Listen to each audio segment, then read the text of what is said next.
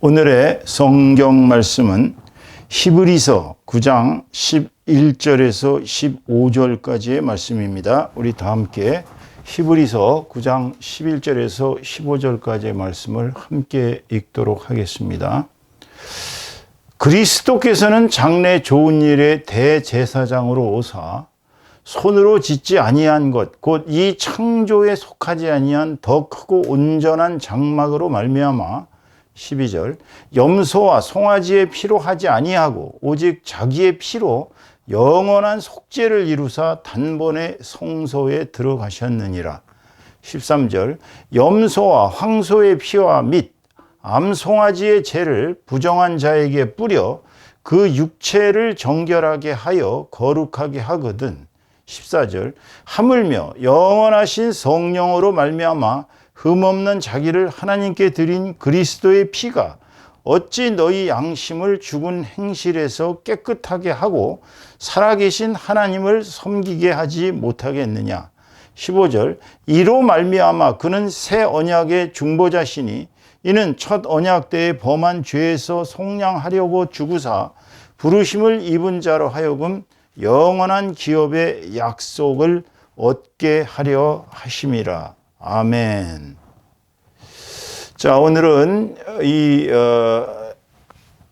히브리서 9장 11절에서 15절까지의 말씀을 가지고 예수님의 보혈과 나라는 제목으로 하나님의 은혜를 함께 나누도록 하겠습니다. 오늘은 예수님의 보혈, 즉 피에 대한 얘기입니다. 여러분도 알다시피 피는 우리 인생의 생명에 있어서 또 모든 생물의 생명에 있어서 핵심입니다. 피는 산소를 나르고 또 영양분을 나르고 우리 온몸의 모든 각 기관에 살아가는 가장 필수적인 요소를 공급하는 수단입니다. 우리 온몸에 피가 약 5리터가 된다고 하죠. 5리터 중에 3분의 1만 잃어버리면 우리는 생명을 잃습니다.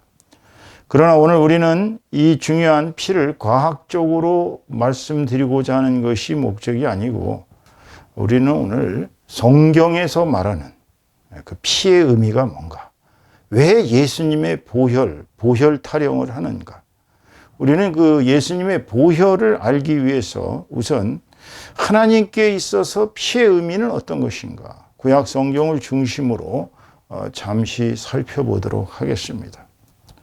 하나님께서 피는 생명이라고 말씀하셨습니다. 그래서 너희는 생물을 피채 먹지 말라 라고 말씀하셨어요. 왜 하나님께서 그렇게 얘기하셨을까요? 피는 바로 주님께서 창조하신 모든 생물의 생명입니다. 생명. 레위기 17장 14절에 보면 하나님께서 이렇게 말씀하셨어요. 모든 생물은 그 피가 생명과 일체라. 그러므로 내가 이스라엘 자손에게 이르기를 너희는 어떤 육체의 피든지 먹지 말라 하였나니 모든 육체의 생명은 그것의 피인 즉 그 피를 먹는 자는 끊어지리라 그랬어요. 그 피가 뭐라고요? 하나님께서는 피가 바로 생명의 본체라고 얘기하세요. 그러니까 피 이꼬르 생명입니다.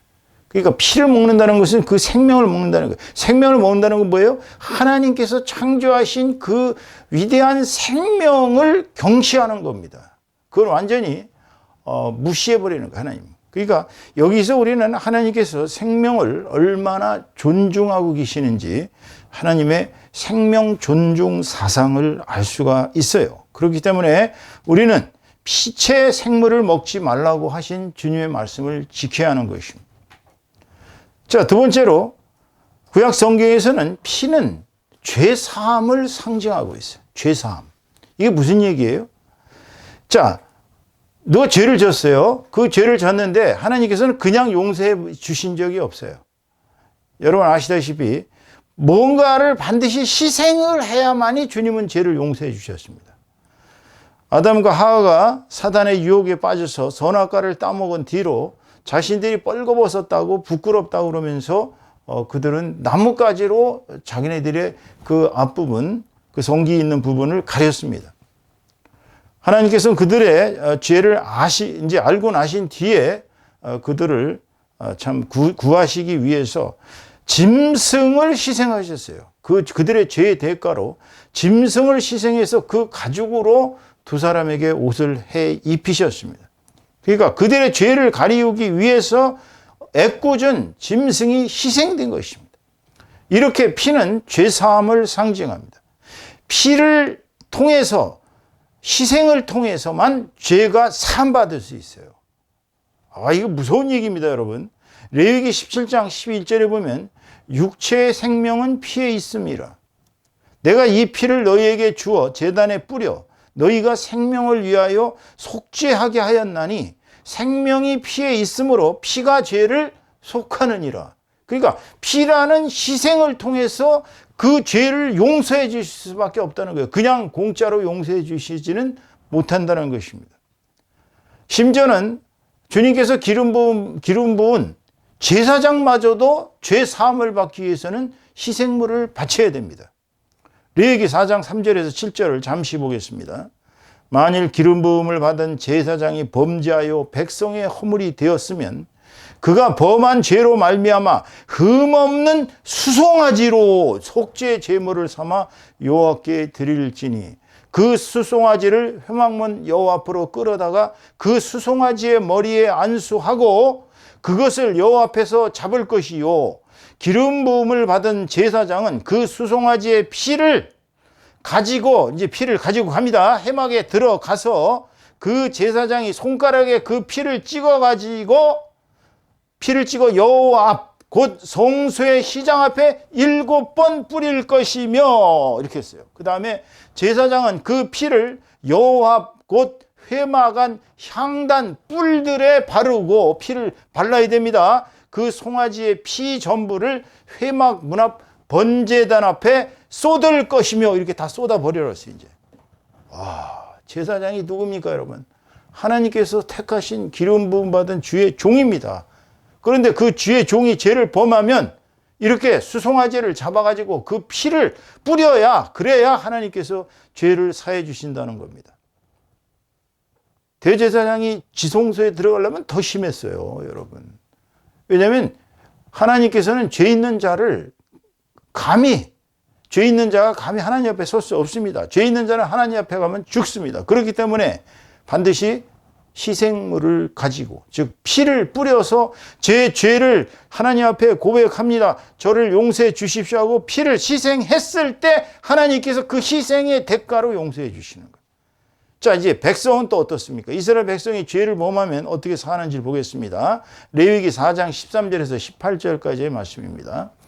만일 이스라엘 온 회중이 여호와의 계명 중 하나라도 부지 중에 범한다는 건 알지 못하는 사이에 십계명 중에 하나라도 범해서 허물이 있으나 스스로 깨닫지 못하다가 그 범한 죄를 깨달으면 내가 죄를 졌구나라고 깨달으면 회중은 수송아지를 속죄제로 드릴지니 그것을 회막 앞으로 끌어다가 이제 회막 앞으로 끌어옵니다. 이제 수송아지를. 그 다음에 회중의 장로들이 여호와 앞에서 그 수송아지 머리에, 그러니까 장로들이 여러 명이 이제 머리에다 안수합니다. 이렇게 안수하고 그리고 난 다음에 그것을 여호와 앞에서 잡을 것이요. 기름 부음을 받은 제사장은 그 수송아지의 피를 가지고 또 회막에 들어갑니다. 회막에 들어가서 그 제사장이 손가락으로 그 피를 찍어가지고 여호와 앞 시장 앞에 7번, 1번, 2번, 3번, 4번, 5번, 6번, 7번 피를 뿌릴 것이며 또 그 피로 회막 안 여호와 앞에 있는 제단 뿔들에다가 피를 이렇게 바르고 그 피 전부는 회막 문 앞 번제단 밑에 쏟을 것이며 그랬어요. 여러분, 백성이 무지무식간에 죄를 범했는데 나중에 보니까 내가 죄를 범했구나.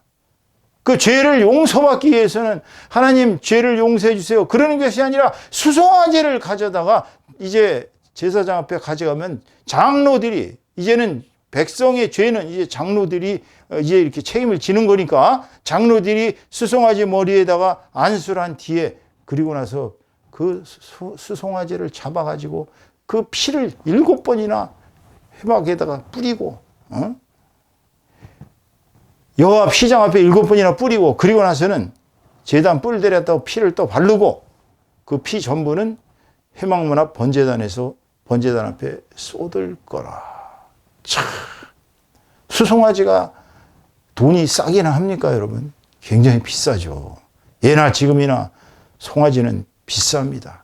그럼에도 죄를 용서받기 위해서는 이런 엄청난 희생의 대가를 치러야 되었던 것입니다. 세 번째로, 하나님께 있어서 구약시대의 피는 언약의 징표셨습니다. 하나님께서는 이스라엘 백성을 구원하시기 위해서 애굽에서 출애굽을 시키실 때 10가지의 재앙을 내렸는데 9가지 재앙 때까지 도저히 바로와 그 신하들이 먹어 들어가질 않았어요.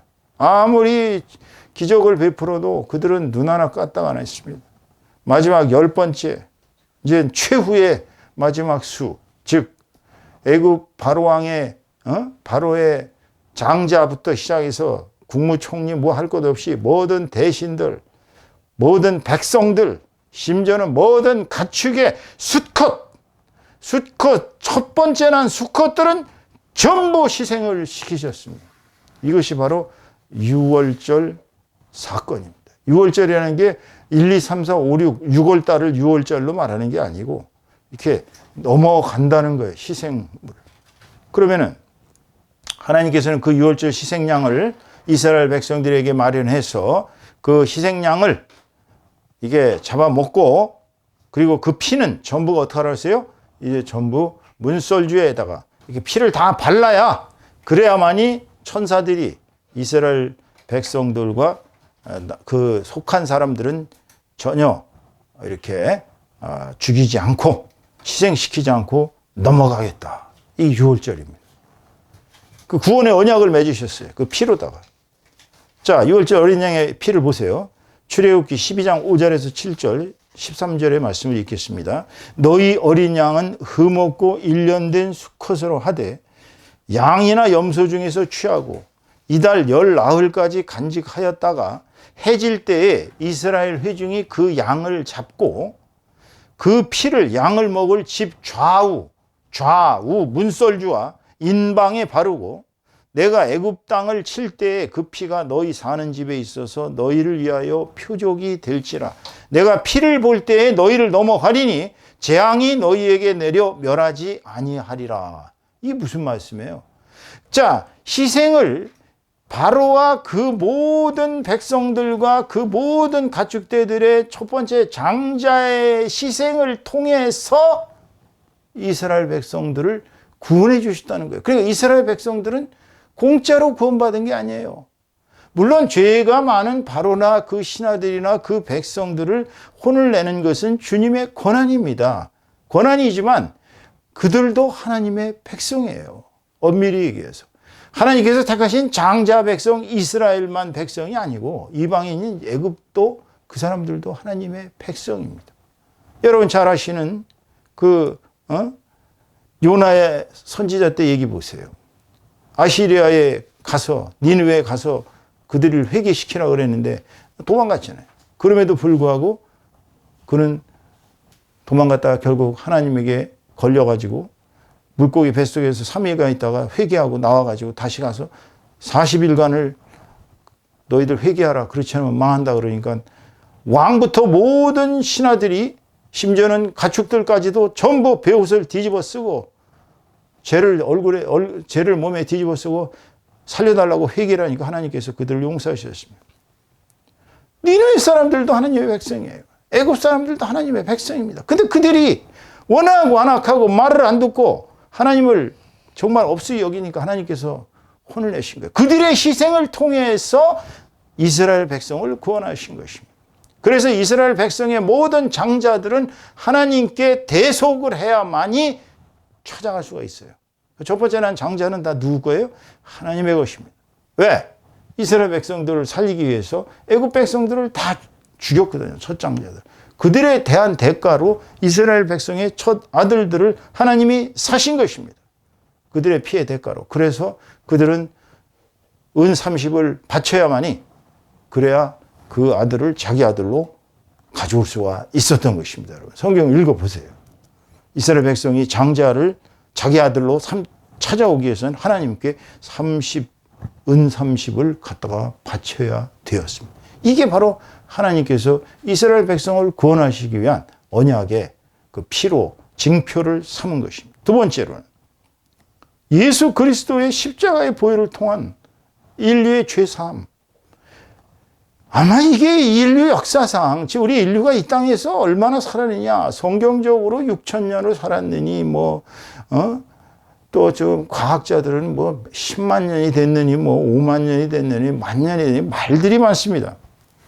그러나 아담과 하와가 이 땅에 출현하고, 그리고 예수 그리스도께서 이 땅에 오신 것은 인류 역사에서 지금부터 기껏 해봤자 올해가 2024년이니까 예수님께서 33년 사시다가 사역하시다 돌아가셨단 말이에요. 그럼 2024년 전에 예수님이 오셨다는. 즉 2024년이면 긴 인류 역사를 볼 때 굉장히 짧은 시간이에요.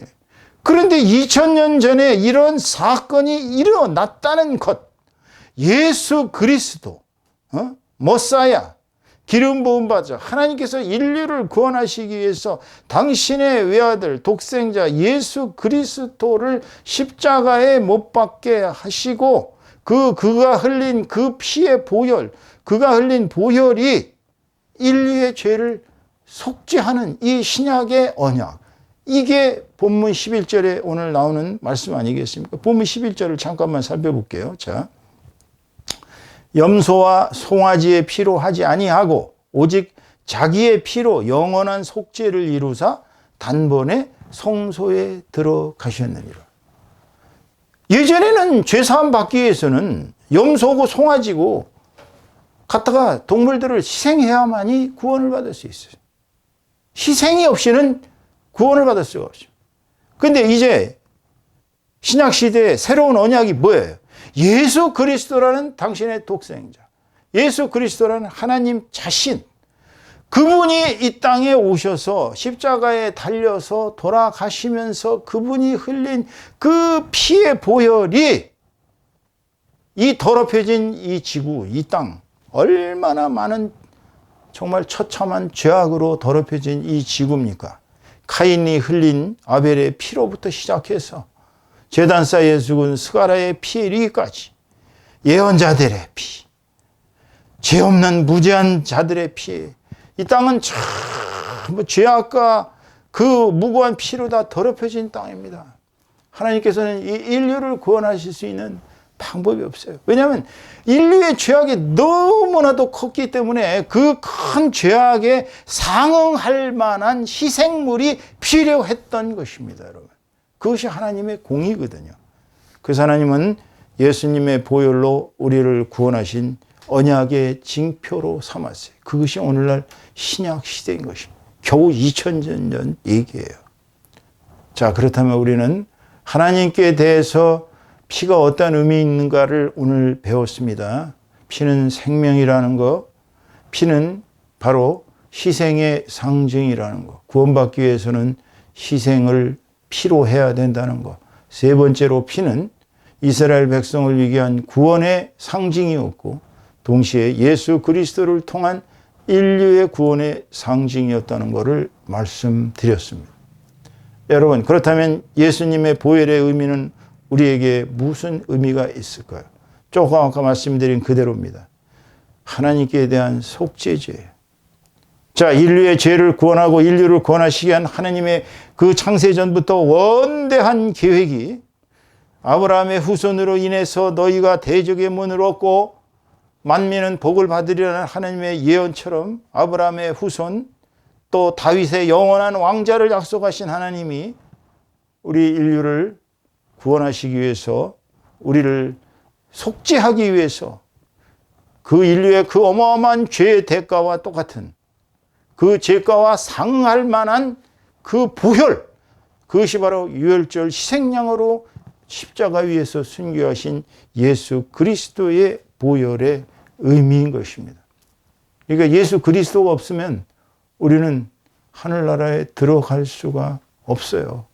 그러니까 예수님께서 보혈을 흘리셨다는 걸 뭐 찬송가 하면서 우리는 보혈하니까 그냥 그런가 보다라고 생각하지만 예수님의 보혈의 의미는 바로 나의 구원인 것입니다. 내가 이렇게 구원받고 천국에 들어갈 수 있는 것은 바로 예수께서 보혈을 흘리셨기 때문에 그래요. 자, 두 번째로 본문 15절 오늘 말씀을 보면 예수님의 보혈의 의미는 언약의 피입니다. 15절 말씀 보겠습니다.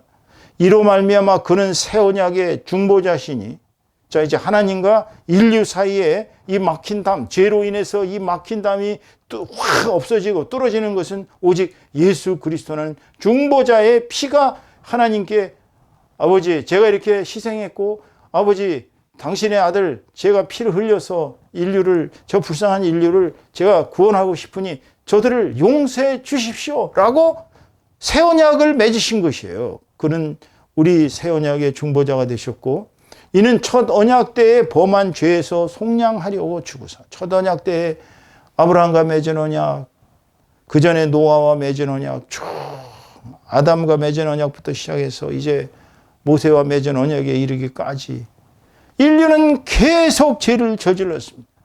율법이 아무리 좋은 것이라 하더라도 율법을 다 지킨 사람이 없어요. 인류는 약한 죄성에 가득한 존재들입니다. 왜냐하면 땅에서 태어났고 땅의 속성을 가지고 있기 때문에 머릿속으로는 그러니까 죄를 생각하고 그저 선한 것보다는 악한 것이 더 많아서 오죽이나 했으면, 에레미야서에 보면 그렇게 얘기가 나옵니다. 인간의 마음은 원래부터 악해요. 생각하는 것 자체가 악하고 인간은 선보다는 악이 더 많다는 것입니다. 그런데 그 죄에서 속량하려고 주구사 부르심을 입은 자로 하여금 영원한 기업의 약속을 얻게 하려 하십니다. 언약을 맺으셨습니다. 주님께서는 내 피를 믿으면, 내 피를 먹고 마시면, 내 피를 마시라는 건 무슨 뜻이에요? 주님께서 우리를 위하여 희생해 주셨다는 걸 믿고 그분이 남기신 말씀을 먹고 항상 그분의 보혈의 능력을 생각하면서 살아가면 너희는 영원한 생명의 기업을 얻는다. 그것이 새 언약입니다. 세 번째로는 예수님의 보혈의 의미는 회개 후에 영육을, 우리의 영과 육을 정화시키는 피입니다. 그것이 본문 14절 말씀이에요. 14절 보겠습니다.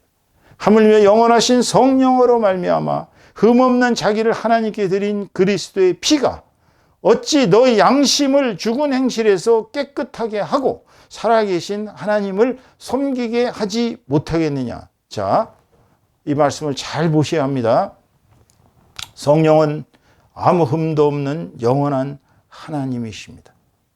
이 하나님은 예수님 돌아가신 뒤에 우리에게 왔습니다. 그래서 주님께서 당신을 바쳐서 구하신 우리 인류가, 백성이 죄를 범한다 할지라도 성령님께 돌아와서 회개하고 우리 더럽혀진 마음과 더럽혀진 육신을 주님 앞에 내려놓고 회개하면 우리의 영은, 우리의 육신은 깨끗해집니다. 왜? 주님의 보혈의 능력 때문이에요. 그러니까 예수 그리스도의 보혈의 능력이 있기 때문에 우리가 우리 죽은 행실에서 깨끗하게 되는 것입니다.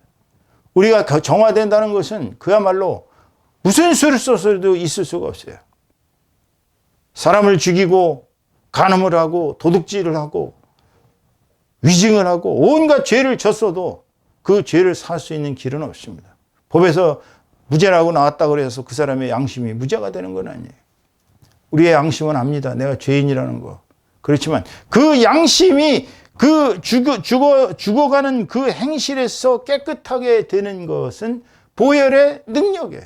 우리가 보혈을 믿고 그 보혈이 우리를 깨끗하게 했다고 확신할 때에 주님께서는 우리에게 우리의 양심을 소생시켜 줍니다. 그래서 깨끗해진 양심은 이제 주님의 보혈로 회개하고 우리가 깨끗해진 양심은 이제 하나님 앞에 설 수가 있는 거예요. 하나님 앞에 예배를 드릴 수가 있는 것입니다. 그렇기 때문에 주님의 보혈은 바로 회개 후에 영육을 정화시키는 피라는 것이 오늘 본문 14절의 말씀인 것입니다. 이제 또 예수님의 보혈의 능력은 무엇이 있을까요? 예수님의 보혈의 능력은 마귀의 권세를 깨트린 권능의 피인 것입니다. 여러분, 마귀는 이길 자 아무도 없습니다. 하나님과 동등됨을 취할 것으로 여기고 반란을 일으켜서 비록 이 땅에 내쳐진 사탄은 지금도 끊임없이 다니면서 자기 세력을 확장시키고 있습니다. 우리가 마음을 삐딱하게 먹으면 바로 사단이 들어옵니다.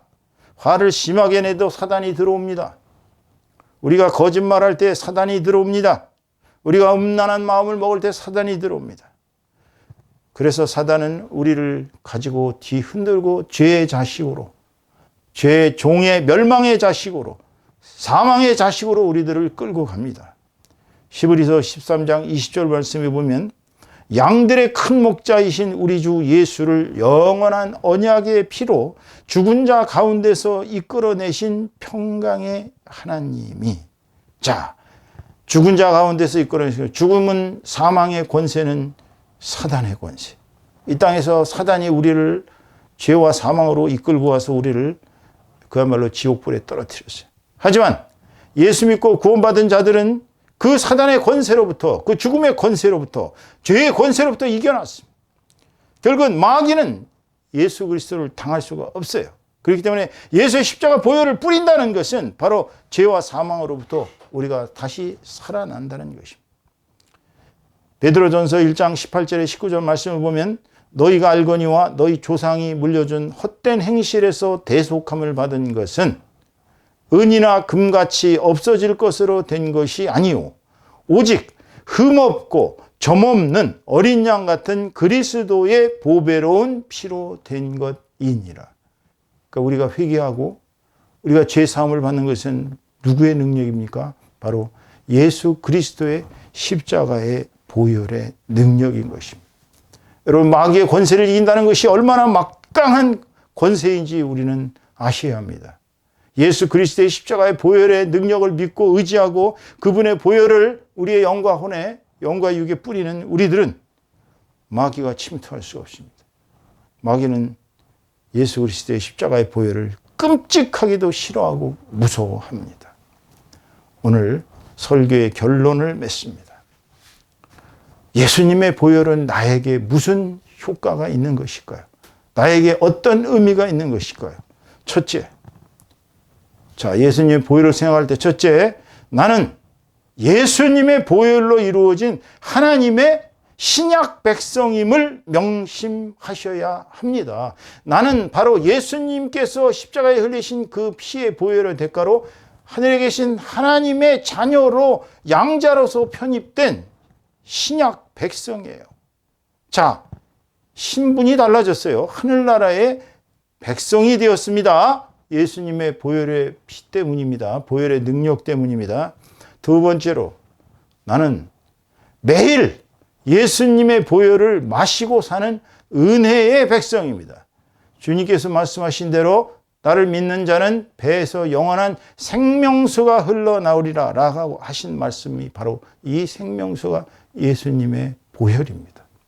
여러분, 예수님의 보혈을 마시고 사는 우리는 그분의 말로 할 수 없는, 어떤 것으로도 갚을 수 없는 은혜를 입은 은혜의 백성이에요. 은혜를 받고 사는 백성입니다. 매일매일 우리는 보혈의 은혜를 받고 사는 백성이라는 것을 잊으시면 안 됩니다. 세 번째로, 만일 내가 아직도 구원받은 자이지만 죄를 짓고 산다면 예수님의 보혈을 끊임없이 찬송하십시오. 그러면서 내 영혼과 육신에 주님의 보혈을 뿌리셔야 돼. 주님의 보혈을 뿌리시면서 회개하셔야 합니다. 철저히.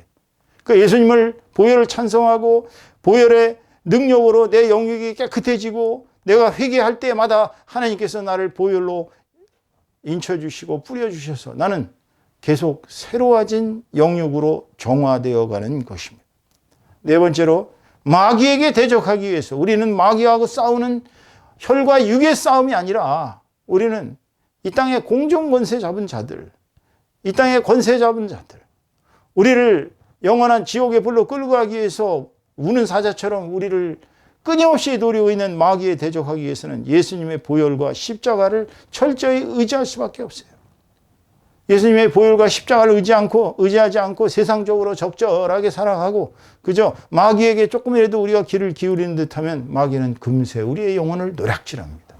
여러분, 그러기 위해서는 우리는 주님의 보혈, 그분의 보혈이 우리에게 나타난 말씀을 의지하면서 항상 말씀을 먹고 말씀을 씹어 삼키면서 내 것으로 만들면서 그렇게 살아가셔야 하는 것입니다. 마지막으로 예수님의 보혈은 나에게 있어 예수님의 보혈을 우리는 의지하면 귀신을 내쫓을 수 있습니다. 병든 자가 치유됩니다.